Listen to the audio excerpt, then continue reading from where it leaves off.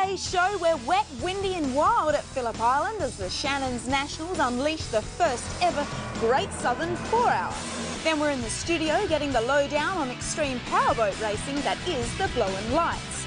The red carpet rolls out after that as the Porsche Carrera Cup impresses at the Sydney Motorsport Cup. This is Speed Week.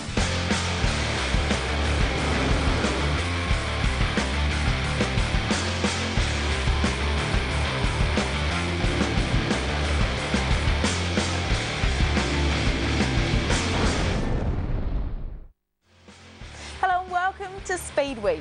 Motor racing in Australia is renowned for going down to the wire, and this week we kick off the show true to form at Phillip Island. The Shannon's Nationals brought us the first ever Great Southern 4-hour to open the Manufacturers' Championship, and although an endurance race, nail-biting racing from start to finish reflected the excitement of all-out attack sprint racing. Here's the action. Production car racing is all about what you can buy on the showroom floor doing battle on the racetrack. And this year, it's looking mighty strong. Phillip Island is the scene of the Great Southern 4-hour, the opening round of the 2014 Australian Manufacturers' Championship, and an anticipated battle between Mitsubishi and BMW for the outright crown. The BMW brigade, led by Berwick Linton, is looking mighty strong this year. Yeah, look, we arrived obviously at the end of last year and we've continued to work on it, and we're back for the full championship this year. We did well at QR and then had a race win and a round win at Sandown. I think one of the Evos run out of petrol, but you know, you take a win however you get it. Production car racing is all about strengths and weaknesses, and Linton and one of his key Mitsubishi rivals, Dylan Thomas, suggest that each will be strong in different places. Look, the 1M loves Phillip Island. Phillip Island's a flowing circuit, and that's what suits the BMW compared to the Evos. The Evos being four-wheel drive, you know, they'll love it when we get into Wakefield, but I think that Phillip Island and Eastern Creek will give us half a chance to be up with them. Oh, I would agree. The M1, the Berwick Linton M1 particularly, I think the Donutkin one is probably still a little bit underdeveloped, but the Linton one, I think that car's in with a strong chance. If he can do one less stop and he can hold his tyres, that's also going to be the other issue with him. We'll see. But they also potentially will do one stop less than us, so again, we'll see. The top Evos are a couple of seconds quicker than us, but you know, looking at what was going on out there, they were pumping the fuel through, the black smoke was pouring out. They've probably wound on the camber like they used to do. You know, but qualifying, what is it in a 4-hour race? It's not that important. Berwick says that there's a lineup of Mitsubishis trying to challenge for this year's outright championship. I think Dylan Thomas and Simpson, I think definitely Holty and Ryan again, and Bob and Glenn, you know, they're all quick. You know, Glenn's super fast, Bob's not as fast, but that comes down to what their tactics are, and you know, none of us will know that until it plays out during the race, and at that stage you're concentrating on what you're doing yourself and you know, making sure you're staying on the lead lap or whatever and monitoring safety cars and traffic, so you know, it's going to be a lot of fun. So 4 hours at the Phillip Island Grand Prix circuit. The rain has started to fall just before the start of this race in Great Boyden. This should be pretty exciting stuff at one of the world's great racetracks. It so is. Look at that first turn, absolutely flat out, just a dab of the brakes down through there, then a tight second hander and over the top of Lukey Heights down into MG, one of the most demanding racetracks you can go to in Australian motorsport, and certainly one of the fastest. This is the route of Australian motorsport, production car racing, and they've got 4 hours to sort themselves out. What an interesting grid it's turned out to be. Yeah, Mitsubishi's dominated qualifying, though a BMW on the front row. We should mention that Glenn Seaton and Bob Pearson in their Evo lost their fastest time. They were on provisional pole. They had their fastest time taken away due to a pit lane infringement during that qualifying session, so they start a bit further back. A handy little field lining up, some good class racing through this as well, as we've seen in the AM Champs, and it should be noted this is the first time this series has run on a control tyre. Hankook tyres coming on board this year. We're set for a start. Mitsubishi v BMW is the storyline. There's one each on the front row, but in wet conditions, the Evos with the four-wheel drives will get the ascendancy. Great start. Look at Glenn Seaton go. But it's not just about this opening lap. There are so many laps going to be completed here. If you don't get the start, you don't panic. You don't get caught up in issues on the opening couple of laps. Drive your own race. Easy to say, a lot harder to do. Yeah, it is. And there's strategy to work into this as well. The turbo four-wheel drives cars will be... You're looking at the Swifts, you can't use strategy in that. No, you can't. They're just flat out. They're running their own 1 hour race within the Great Southern 4 hours. So strategy will play a role. The turbo four-wheel drive cars at the front of the field will use more fuel than the BMWs. That's just the way it works. But that will equate to a pit stop strategy. The Evos, we expect, are going to have to stop more times than the BMWs. They're a faster car, but they might not make up that track time on the circuit. So pit lane will play a role, and that's what makes these races so very entertaining. On boards, we've got quite a few of them. We caught a shot of Tony Alford, who's been a long-time campaigner in Australian production car racing, of course driving the Donut King Beast, and he has been a guy that has not only been involved in this category for many years, he absolutely loves it, and endurance racing really does fall into his best. He's raced at some of the great racetracks right around the world, and here at Phillip Island this weekend will be a force to be reckoned with if they can get the pace out of the car. Yeah, he and Peter Lemus just back from the Nürburgring, as is Peter O'Donnell and Richard Garton, a couple of other drivers as well, and the Alford Lemus combination in a brand new car. It's its first run this weekend, the Donut King 1M, the same as Berwick Linton and Tim Lay's entry that is going well and that we're riding on board with now. Slow start for Linton and struggling to get that BMW power down as they come through turn 11 and 12, charging forward in these wet conditions, and we've seen this in the past, is Jake Camilleri in the Mazda 3 MPS. Front-wheel drive car, but in the wet conditions, for whatever reason, that thing goes forward quickly. And the saying is so true, Richard. If you don't like the weather conditions at Phillip Island, just wait a minute. And the drivers need to remember that. Tim Lay not jumping on the gas too hard, not fighting overly for that position out there on the track, because it's a long, long race, and he and Berwick Linton have got the experience in production car racing and in BMWs. Let's be honest, Berwick Linton, a BMW dealer on the Gold Coast, and as I speak about the car, he almost throws it into the paddock. Yeah, Berwick's hanging on at the moment. That car's not happy in the wet. They haven't done a huge amount of testing with that car. It was new halfway through last year, so still a lot of work to be done. Now, this is the battle for the lead. It's Dylan Thomas chasing down Ryan McLeod in the Eastern Creek Karts car, and these two expected to be, along with the Bob Pearce and Glenn Seaton combo, the outright contenders for the AM Champs this year. Holt and McLeod back. Remember, a couple of great victories last season, and Dylan Thomas has gone and roped in Ryan Simpson as his co-driver. Ryan is an absolute gun. He is very quick. Former open wheel racer. He's going to do some V8 touring car stuff a bit later this season. He's got a lot on his plate, but that's a really good combo and a great outright fight brewing for this race. Look at this, wet conditions, endurance racing, all put on the inside in the Donut King car. We made mention of him a few moments ago.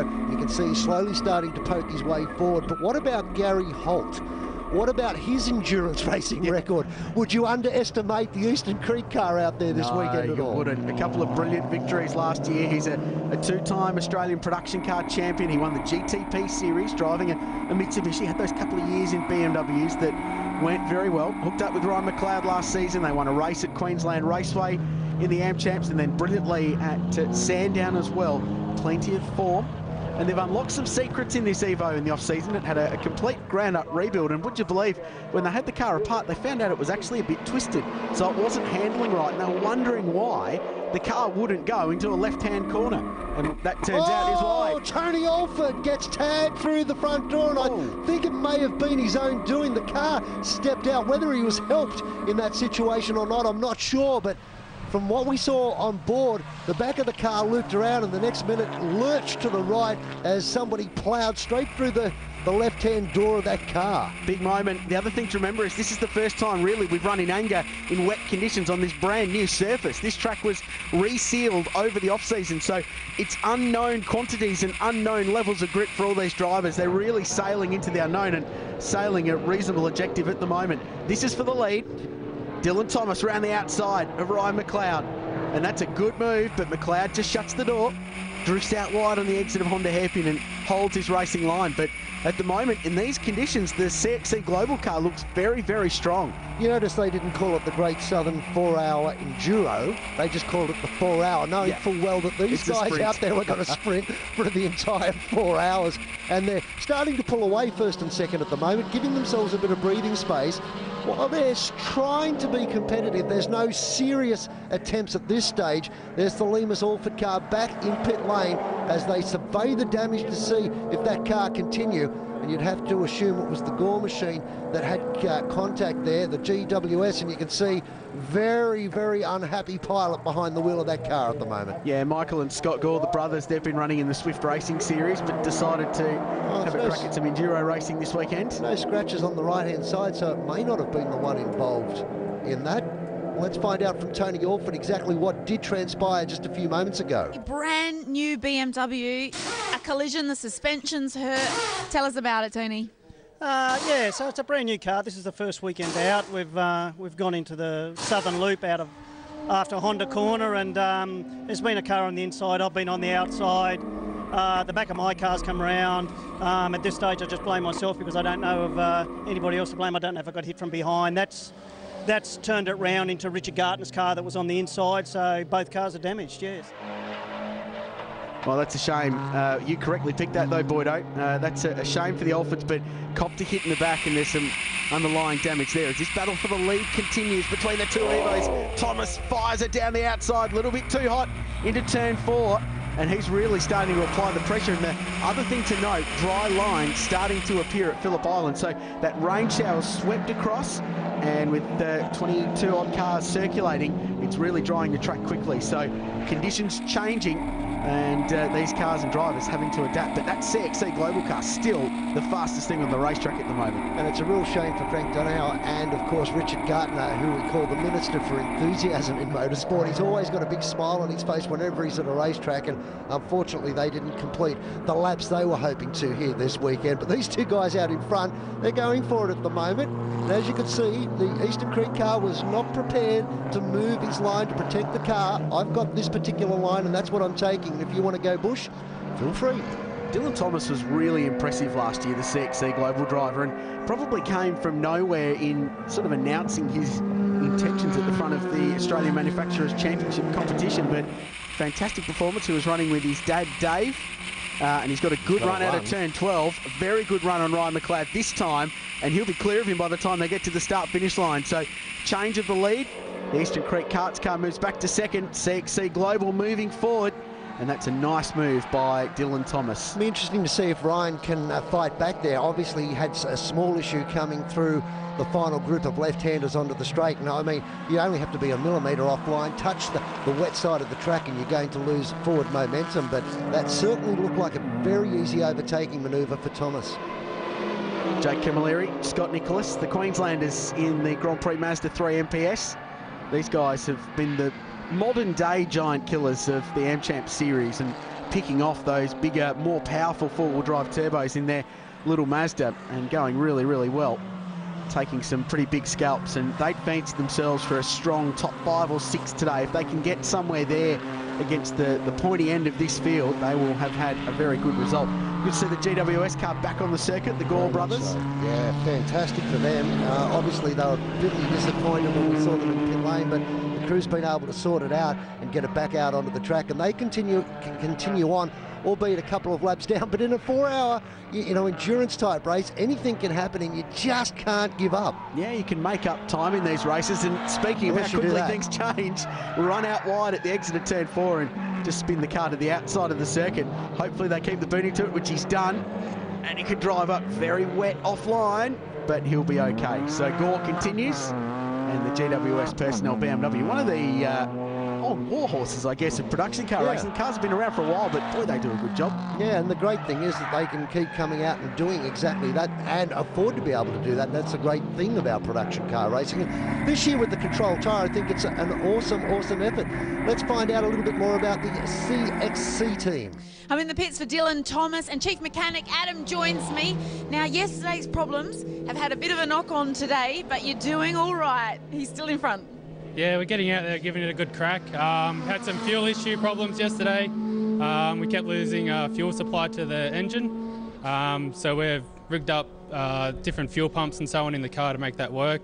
But today that caused a power supply problem. So knock-on effect, we've had to chase that down and got that sorted. So hopefully it all works to the end. Is there anything else that could be looming as a knock-on again, or you're feeling fine mechanically? Mechanically, we're all good. Electrically, there could be another knock-on effect, but we're just going to have to sit back and wait and see how it all goes. Dylan will be coming in soon. Any concerns there, or are you feeling comfortable? Feeling comfortable. The tyres are handling pretty well. They're not going away on us too well, so we've got that all sorted out. But I can tell you from an auto electrician's point of view, as a qualified auto electrician, there's only one thing you hate: intermittent problems, because you just can't fix what you can't fault. Yeah, and throw a bit of water into the equation as well just makes life so much more difficult. Whoa! Oh, Bobby Pearson, that's a big moment down at Siberia. Fortunately, no one was around him, and he was able to get away with that one. But the 33 car, the Bridgestone Tyres sponsored machine, having a moment there and looping it around. Yeah, just to lose there. So Bob's running sort of top 5 at the moment, just dropped back off that leading pace. But these guys so well versed in endurance racing, the Product Motorsport team, they'll be up to speed as far as what they need out of strategy. And remember, the ace up their sleeve is Glenn Seaton, but Pearson every bit as fast as Cito in qualifying earlier on this weekend as the Eastern Creek Karts team to pick up on that issue for the CXC Global team. We were mystified on Saturday as to why they were a second and a half off the pace in qualifying, but those fuel issues really did hinder them, but they are showing so far at least that they're strong. Here's the Eastern Creek Karts team. One hand cook off, new one going on, R-Spec tyres, so there's no wet or dry tyres you need to worry about in this series, Boydo. And that's looking like a nice stop. Ryan McLeod jumping out. Holty will jump in. The multiple champion, these cars, and they're looking for a strong result today. These guys out in front are doing an absolutely fantastic job at the moment, and they've got a bit of breathing space now with the Eastern Creek car down in pit lane and having a tyre change and a driver change. You want to talk about Gary Holt? He's just bought a new boat from overseas that his son, who's been actively involved for many, many years as the CXC machine, does come into pit lane.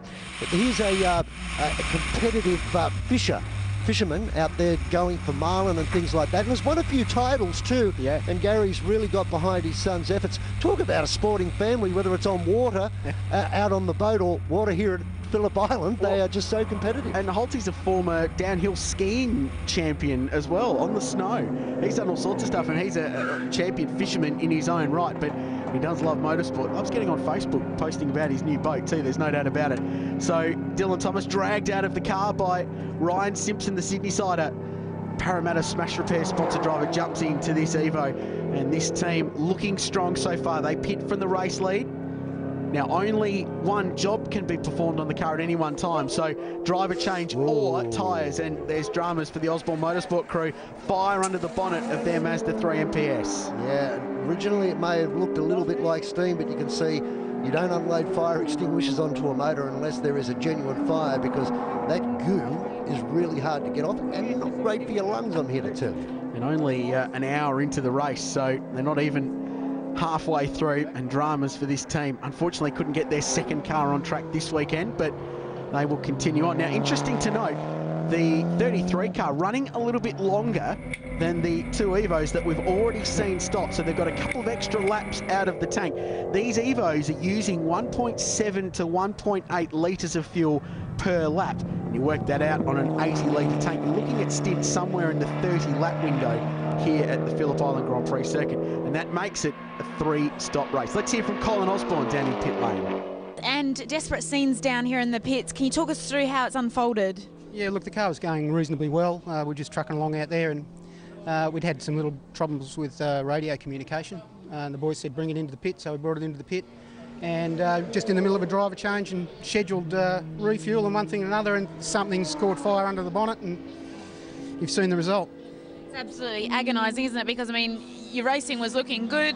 Was the change to plan? I mean, this is not what you want. Yeah, look, everything was going to schedule for us.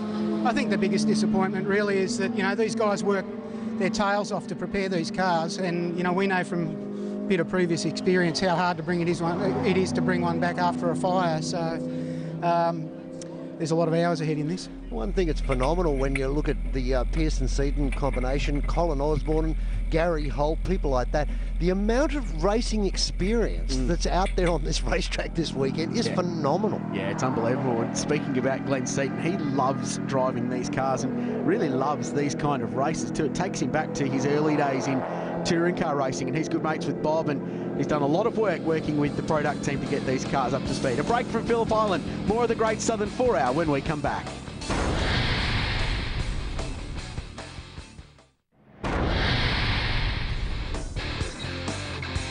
Welcome back to the Great Southern 4 Hour as Glenn Seaton now leads the product car back out onto the racetrack. You know, you're getting old in motorsport when you see a man that you've grown up with and watched race touring cars right across the years, whose son is now as competitive as his dad was. Yeah, he's going very well in karting, is Glenn's son, but the two-time Australian touring car champion is back on the racetrack product team, having executed a very nice pit stop. Speaking of pit stops, there's another former Australian touring car champion about to jump into a car. John Bowe sharing with Peter O'Donnell in the GWS Motorsport BMW. Nice relaxed pit stop there. The on-track motorsport boys doing the work. Ian and Grant Sherrin also in pit lane in the Sherrins. Now, the 135i BMW, that crew from Queensland, going very well and running at a similar pace to the leaders. It struggled in the wet early on, as did Berwick Linton, but that car coming into equation as well and still remains on the lead lap. So we need to keep an eye on these guys. They're looming as a bit of a dark horse and sort of leading the BMW brigade at the moment. As the Sherrins complete their pit stop, just about to head back out onto the track and continue circulating in the 19 car. Looks like there's maybe just some sort of, okay, they're just giving it a double check. Now it's going to go back out. The beautiful thing is in these longer races, you've got a little bit more time. You're afforded a little bit more time down there in pit lane. This man's got no time to waste. He needs to get back up to the race lead as quickly as he can. So turn 12 at Phillip Island, back straight directly ahead. So the BMW through strategy at the moment of Berwick Linton leads this race, has not pitted. The Sherrins pitted from 4th place, and they're back in pit lane as we go down to pit lane and hear more from the Product Motorsport team. And the big talking point is Glenn has just smashed that lap record. Yeah, we brought Bob in a little bit earlier than we thought, just to be safe. It was Glenn's call, and yeah, he's just gone out and had a go at the lap record and knocked a second off it, so we're pretty happy with that. He knew he was hungry and had to go for it. Yeah, I think he was itching to get back in the car. He took it out this morning in the warm-up, was quite happy with it in the wet with a full tank, so everything's going to plan at the present moment, so very happy. 1:44.39, that new lap record. He's passed it, Cedar. Yeah, clearly. way beyond it. He's no just like John Bowe, isn't he? He just never, ever loses the ability and the skill he's got behind the wheel. Jim Richards is the same. They just get faster as they get older, don't they? It's amazing. So this car was leading the race with Berwick Linton behind the wheel. Now, they've run a full 15 minutes, 20 minutes longer than the Evos. The BMWs, I think, are a real chance at getting this race done in 2 stops, which is critical, as Gary Holt waves Glenn Seaton through.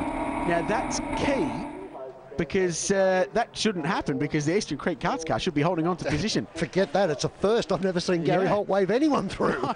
And Tim Lay, the former Gold Star race winner in Formula Holden, very accomplished racing car driver from Orange in New South Wales, jumps on board the Alfera BMW. This is an exciting car, Boydo, and future of this class in the battle between BMW and Mitsubishi. Here's the Sherrins under pressure from Glenn Seaton. It's going to be an interesting little battle to see how this car progresses. We've seen, 3 cars so far in this race underneath the old lap record. This man you're on board with at the moment, Glenn Seaton, currently holds that new lap record, and you can see he's a man on a mission at the moment, trying very, very quickly to get past the Sherrins machine. And wow, look at the body language, he's giving it. It's aggressive through the back, through the hay shed, that great section of racetrack, and then the road just disappears up the hill there, and it's so much steeper, like so many things in real life, than it looks on television. It plunges down, 4-wheel drive turbo grip coming out of here will be nice, and Seaton should get a good run, but the Sherrins are doing a really good job, and this BMW, as the track has dried, has come into its own. They're contenders for this race, and it might not quite have the raw speed, but go Glenn! The economy. Good move. Isn't it nice he's still got the open face helmet as well? It is just such a flashback. What I love so much about him, he's such a sweet, sweet guy, unless he's behind you trying to overtake. Oh, yeah, absolutely. And then it's not because he's doing anything dirty, it's just because he's that darn good at what he does. Set that up beautifully. How often do you see an overtaking manoeuvre at that part of Phillip Island? Well, not very often is the answer, and that car's just got so much grip with the 4-wheel drive, launches itself out of the corner. Now, that was for 2nd and 3rd, gets Seaton Back into second place, Dylan Thomas, of course, led coming into the first round of pit stops, continues to lead the race. Though Ryan Simpson will now be behind the wheel of the CXC Global car. Past the Michael Sherrin and David Ayres Mini Cooper S, the JCW car that's running well, the second of the Sherrin entries. Gee, I tell you what, this car is really set up well too, isn't it? There's very little movement in the steering wheel for Glenn Seaton. He's totally in control. As you said, plenty of mechanical grip. He knows where there's grip out there at the moment now because he's done a few quick laps. He's really in his element. And I say for the Thomas car out in front, really start to, yeah, there they are. Start to think about what you're going to do here, because it won't be too long before you're under some serious pressure. Ryan Simpson will be up to it. He's run the New South Wales Production Touring Series for a couple of years now in an Evo, much like this. In fact, running with Kumo V8 touring car driver Jim Policina and going pretty well. So he's got experience in these cars, but gee, he's being hauled in by Seaton at the moment. Cito closing in. And you speak about how well that car's behaving. Since he's retired from driving, he's become an accomplished expert in suspension setup and development of shocks. And this is a change for the lead through turn 12. That CXC Global car doesn't look like it's firing on all cylinders at the moment. But that puts Glenn Seaton in the lead of the race. Thomas and Simpson back to second. The Sherrins are third. Holton McLeod fourth. And Jake Camilleri and Scotty Nicholas up to P5 in the Mazda 3 MPS. Well, Simpson didn't fight too hard for that position, so I'm wondering if he's either working to a strategy or there's something coming into play with regards to maybe the fuel pump issue that we heard about earlier on. And the electrics as well that we spoke about will be key. And I'm pretty convinced there's something wrong with Gary Holt's car, because he's always racing at Mach 3 with his hair on fire, and for him to allow somebody to go past suggests that everything's not kosher in that camp. But all credit to Bob Pearson up front with Glenn Seaton. I mean, this car is absolutely on song at the moment, and let's be honest, it's probably two of the most experienced endurance racers in the country, or certainly in this field. Yeah. You know, when you consider how many years Bob Pearson has been tackling, endurance racing here in this country. He lives for it. He loves it. He probably should have retired years ago and just been enjoying himself, but no way in the world will he walk away from something he's so passionate about. And all power to him. His pace has been exceptional this weekend. He's been almost every bit as quick as Seaton. Now that's the Sherrins getting past Ryan Simpson as well. So the Sherrin BMW goes through, and the CXC Global car dropping backwards. I think there's some issues with that car. It's not quite right. They're back to third place, and on raw speed they should probably be leading. So Seaton in front, but it shows how competitive this top 3 or 4 are at the moment, Boydo. It is very, very close and feisty at the front, and they're coming into pit lane. And I don't think this is scheduled pit stop time either. No, they've got problems. But what the good news for the Sherrin camp is, if I go back through the Annals and have a look at some of the history, I think this would be their best finish. If they could finish in second, that would be the best ever finish for either of the Sherrins. Yeah, by far. And remember, they're in a Class B car as well. On outright performance, it's probably just as good as the Class A BMW 1M that we see Barrick Linton have, but they've got a bit more development under their sleeve, the Sherrin boys, on that 135. The Marchetti Francois Joy car. Once again, Francois Joy's another guy who's very, very enthusiastic about his racing. And the 86 car we're hearing from pit lane has a fuel issue. I wonder, is that lack thereof? I'd suggest it may well be. That's the brand new Toyota 86. That's a national level first for them, running in a national championship with the 86, which is a bit of a cult car. And this is a drama. A car that we thought had a real crack at winning this is now in pit lane. The Alfera BMW 1M, Barrick Linton and Tim Lay. This won't be pleasing Barrick Linton, who we just saw having a chat to Lay, who's sitting in the car, still waiting to see if there's another chance of getting back out there as the 36 car comes in, and yellow flags on display. Yeah, now I wonder if that's for the stranded Toyota 86 down at the Southern Loop. So that's parked just off on driver's left on the inside, out of harm's way, but maybe just let the drivers know it's there. You'd be a bit frustrated if you ran out of fuel, wouldn't you? Especially in that kind of car. Just a touch. We've seen that a few times in Formula One this year. Yeah, so yes we do. Yes we do. You can't throw too many stones in their direction. If the top teams can do it, they're allowed to do it too. Grand Prix Mazda. They'll change front tyres on the Mazda 3 MPS, of course.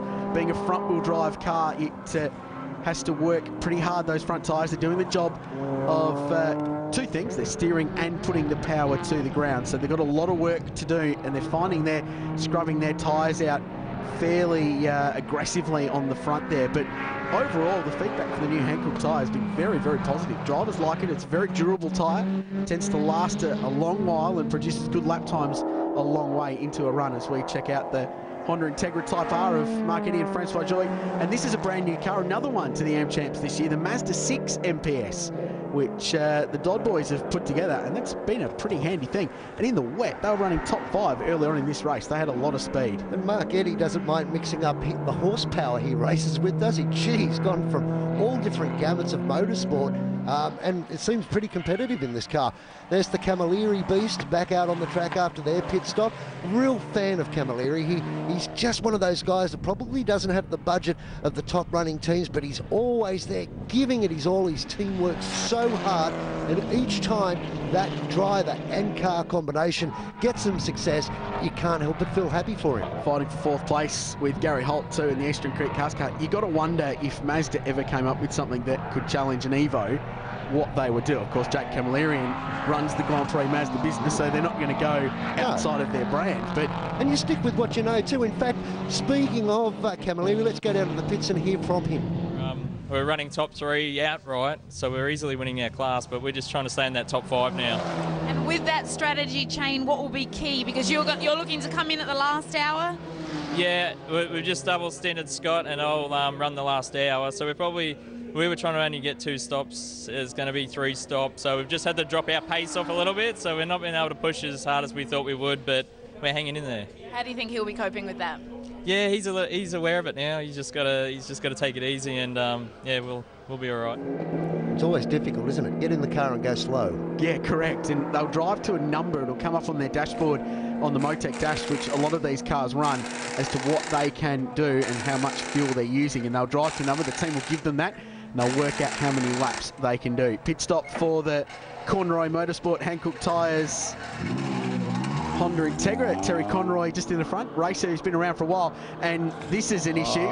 This is why we've got a rush of pit stops, because the CXC Global car stopped on the racetrack with Ryan Simpson behind the wheel, with no fire in the belly. Really feel sorry for those guys, because they had a competitive car out in front. They knew they had some issues coming into the race weekend. They took the punt, thought they may have fixed it, but the answer is obviously no to that. And it's a real disappointment for the team that worked very, very hard to put that car out there, and the drivers who worked so hard to keep it at the front. It was fast too, wasn't it? We saw it leading quite a good chunk of the first half of this race. Well, hopefully they can get that fired up, maybe get it back to pit lane and at least circulate. You've got to remember, this is a small part of a greater whole, in that we're fighting for the Australian Manufacturers Championship. 5-round series. We've got some more endurance races coming up this year. Indeed, a 3-hour at Sydney Motorsport Park, 2 250k races at Queensland Raceway.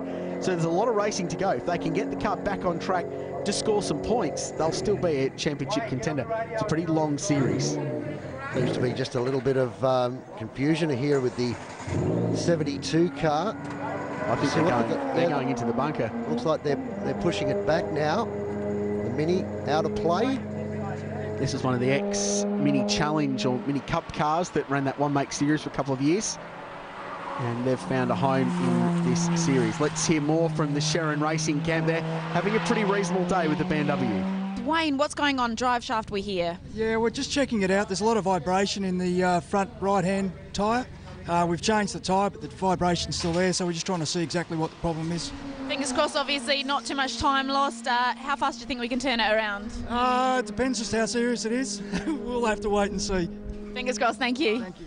Well, statistically speaking, they've been a very, very reliable car. So the team, no wonder they're scratching their heads. They just wouldn't believe that they've got a mechanical issue. Yeah, and a vibration from the right front, which doesn't go away when you put new rubber on. That suggests that they've got some more serious issues than just a tyre damaged on the front corner of that car. So hopefully they can get it back out. We're watching John Bower driving the GWS Motorsport BMW. This is the ex-Gary Holt car that he won a couple of Bathurst 12 hours in and a championship. Now, they've got this car rolling again. That's Dylan Thomas by the looks of it behind the wheel now, but that doesn't seem to be going much further. And the Dodd's back in pit lane, so the Mazda 6, this brand new car, which has been going pretty well. Matt Bell and Adam Dodd behind the wheel. Now, we saw the Toyota 86 stop before. Let's find out what happened with that new car. Grant Phillip now joins me. We've just had a big roar in the pits because, I mean, a misgauge with the fuel had you guys out, but now you're back in. Yeah, well, look, we've got a safety car. It's just happened thanks to the CXC team, a bit of a demise, but they've got us a safety car to get the car back. So we'll get back, get some fuel, and we'll be back out there. I mean, you really want that to happen, not at someone else's misfortunes, but that's racing and you get another go at it. How are you feeling about getting a bit more track time? Oh, ecstatic. I haven't gone out yet, so I'm really looking forward to it and hopefully bringing home a finish at least to get some points. So we'll see how we go now.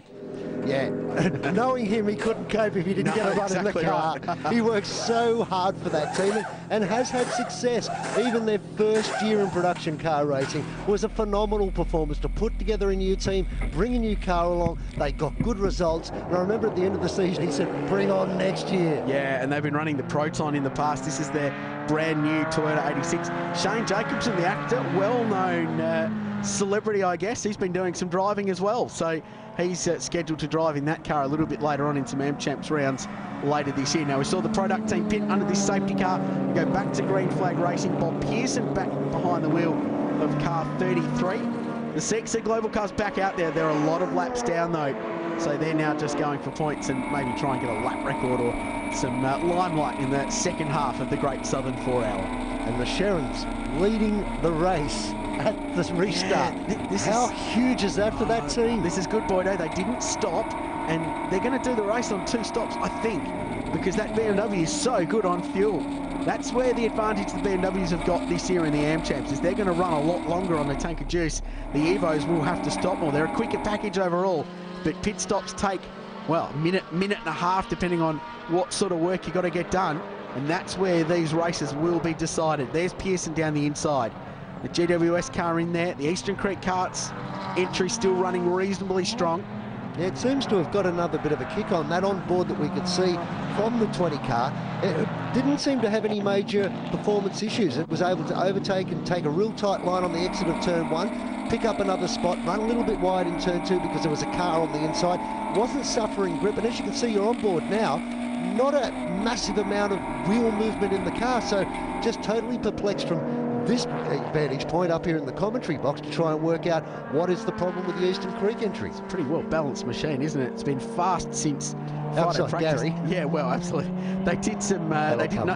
Yeah, it will, no doubt. They did no testing before this weekend as well, and Holty was a bit frustrated about that. Said, well, we sort of haven't prepared the way we usually would. We just haven't had the time, haven't had the opportunity to go and cut some laps. So they said our Friday practice here at Phillip Island was just all about getting the car dialed in and working out what it was doing. Well, they got it dialed in quickly. New engine in that car this year as well. They said they've got a little bit more horsepower, so they were pretty confident going in. These early issues will set them back, but as long as they keep circulating, they're still in with a shot at this race, you feel.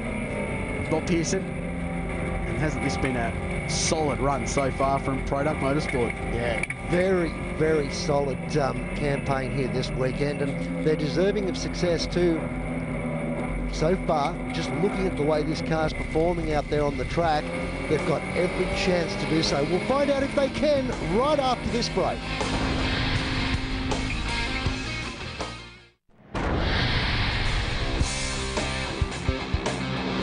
We're back at Phillip Island, as it has been in the Australian Manufacturers Championship. Mitsubishi Lancers going at it, and Gary Holt just getting a little bit racy down there through turn 2. Richard Krugrup, Boyden with you for the Great Southern 4 hours, part of the Shannon's Australian Motor Racing Nationals at a pretty cool, dampish Phillip Island Grand Prix circuit. As Holty looks down the inside at turn 4 and gets that position, some aggressive racing, but they're still in the fight. At the moment, it's a fight between a couple of Evos. These two are looking at, plus the Sherrin Rentals BMW 135i of Ian and Grant Sherrin. They're worth looking at. Jake Camilleri and Scott Nicholas in the Class C Mazda 3 MPS. Also a realistic option at a podium as the way they're running at the moment. Long way to go, of course. It's a 4-hour endurance race and anything can happen, Boydo, but the strategies are starting to play out. The drivers are doing a good job so far in challenging conditions, and plenty of stories still to come in this race, you feel. Anything can happen. what a race of changing fortunes. 1 minute we think there's a problem with the Eastern Creek car and the CXC car. They're going backwards through the pack. All of a sudden, they've got pace. They're overtaking everybody out there and challenging for an outright race victory. It's absolutely bizarre and making it extremely entertaining. And even further back down through the field, don't forget you've still got the Disc Brakes Australia Honda Integra of Harley and Gray still out there. Sarah Harley, a Queenslander, has come down to where it's freezing cold here at Phillip Island. She's fanatical about her motorsport. She wants a career in it so badly. She's a capable driver, let's be honest. Yeah. She hasn't had the machinery to play with, but boy, oh boy, even as we watch this battle for 5th spot, Jake Camilleri just won't take a backward step. It's aggressive stuff, isn't it? Midway through into the second half of a 4-hour race. The Honda team had an interesting problem. Their car will do more than the allocated driver time in one stint. They could go half the race, if not more, on fuel. So their strategy, and we saw them pit before, was to try and do this race on one stop. Big brake lock up from the CXC car going down the inside at turn 4. Let's hear more from the Sherrans. They're playing themselves into this race. Grant's doing a fantastic job out there. Soon to be over to you. No pressure at all. No, not at all. It's out in front and I've got to bring it home. So, we'll see how we go. So.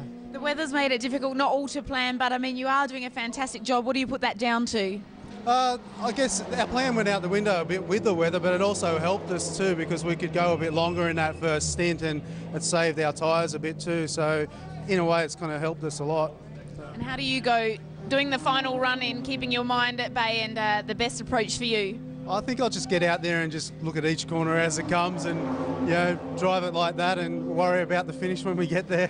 Well, it'd be great to see them in a top 3 finish at the end of this one. I think it's realistic. It's very achievable. I think it's realistic. They've done a great job today. The other BMWs perhaps haven't performed as we'd expected. We saw Berwick Linton in pit lane for a long time and ruling themselves out of the equation. What's going on with Team Eastern Creek Karts? There's some issues here. This is a long stop. Just trying to check who's in the car too. It's Ryan McLeod's just jumped Ryan's in. got back in for the final stint. And unfortunately, whatever problems they've had earlier on have come back to haunt them, which is a huge shame. And don't forget, it's a vastly different looking team than we've seen in previous years. Gary Holt's elected to change a few of his crew and try a few different things as the GWS car gets a great run up the inside of the Jake Camilleri Grand Prix entered 36 Beast. So dramas for Eastern Creek Karts in pit lane and not going anywhere at the moment, at least. And we'll see if they can get themselves back together. We should send a shout out as well. Team doing a good job in conditions, the last conditions you'd want to be driving, heavy rear-wheel drive Aussie V8. These ones at Phillip Island, and Michael Benton and Jeff Russell doing a great job. More on that in a sec. Let's go back down to the Product Racing crew in pit lane. I'm at the pits for Glenn Seaton. Terry joins me. Now let's talk about how tight this race will be in the closing hour, because we've got a pit stop still for the Sherrans. That's correct. We're fueled and ready to run to the finish with Glenn driving, and he's pulling them back at a couple of seconds a lap. It'll be very, very tight, very tight. And so if their pit stop goes to plan, it'll be about a 40-second difference? Yeah, we think so, yeah. And you think Glenn's got it in him to pull that back? Oh, he's got the bit between his teeth. He's really after them, yes.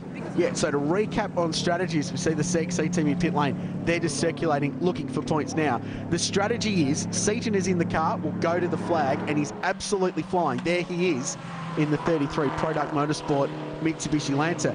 The Sherrans are about a minute and a half up the road, but have got a pit stop to do, and then they'll be good to go to the flag. So that's where the race is, in the closing 45 minutes of the Great Southern 4 Hour. So the Sherrans in the lead, but they've got to stop. These guys in second don't have to stop, and there's somewhere between a minute and a half between them. Here's that final stop from the Sherrans. They're in the lane now. Glenn Seaton is absolutely flying too, by the way. He's just reeled off a couple of laps in the very low 45s and really pressing on. So he's got to reduce that margin while these guys are in pit lane. And no pressure on Ian Sherran. Let's be honest, a weekend warrior in motorsport, a guy, yeah, sure, passionate and gives it his all, but not at the level of a Glenn Seaton, and being tracked down by the guy as we speak.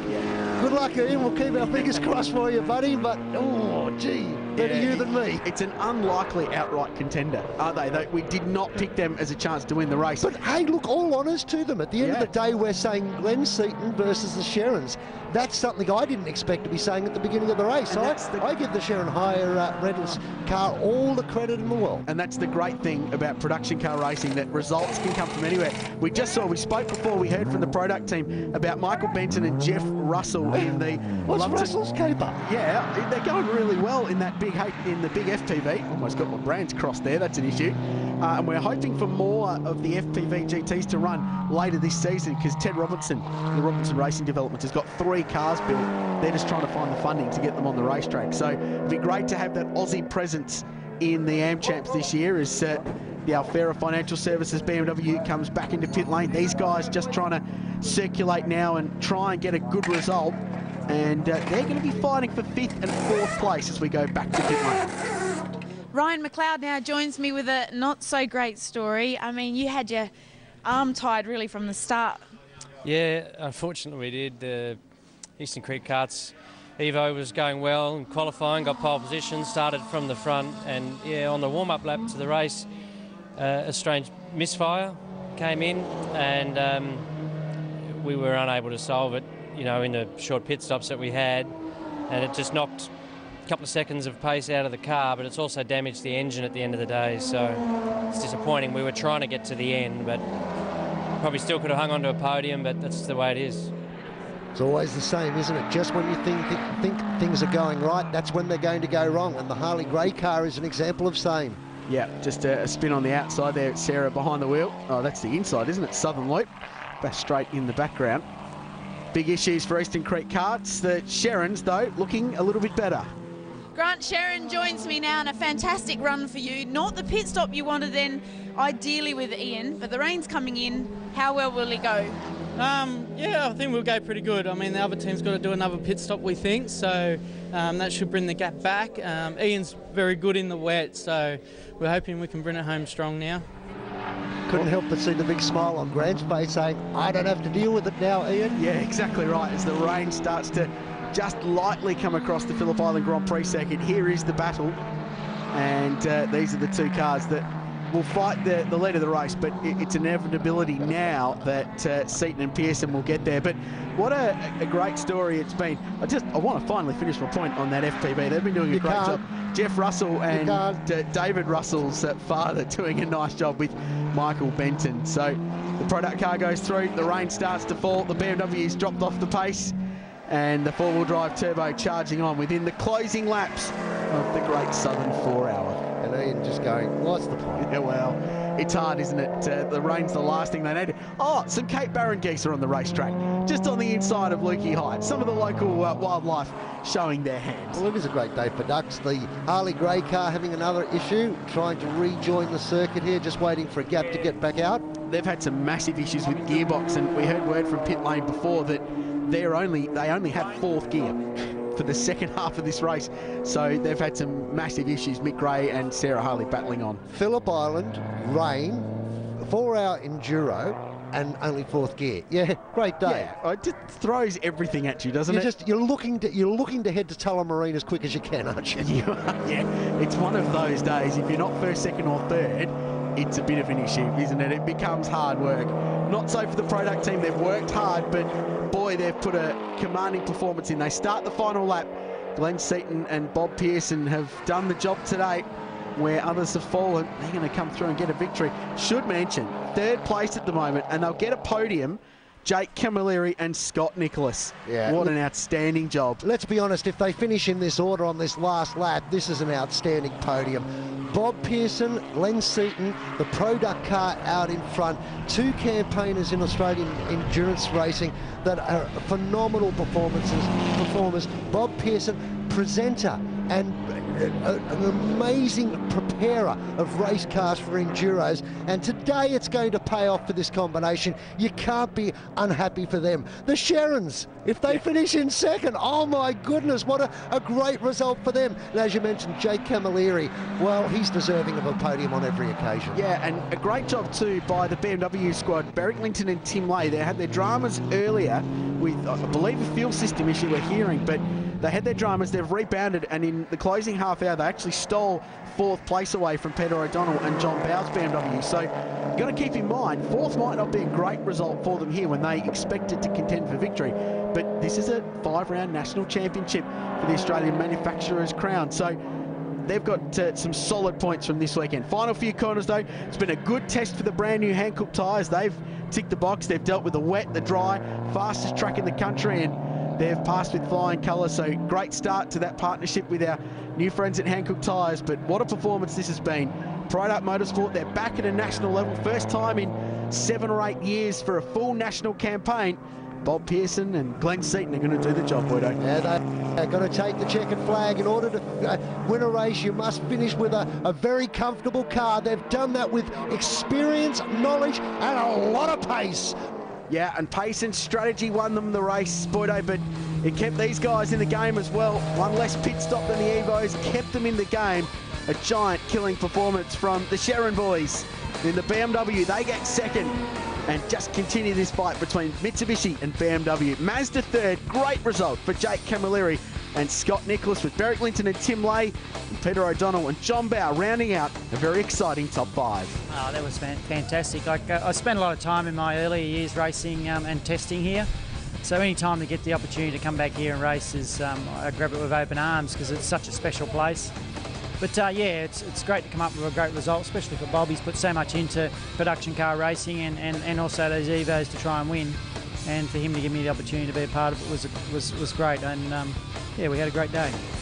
He's a happy man, Glenn Seaton, and he loves race victory now as much as he always have. As we run through your class results, Class A was all Mitsubishi, of course. BMW in Class B going very strong. Well done to Benton and Russell in the FPV for third. Camilleri and Nicholas, of course, out in top in Class C ahead of the GWS BMW.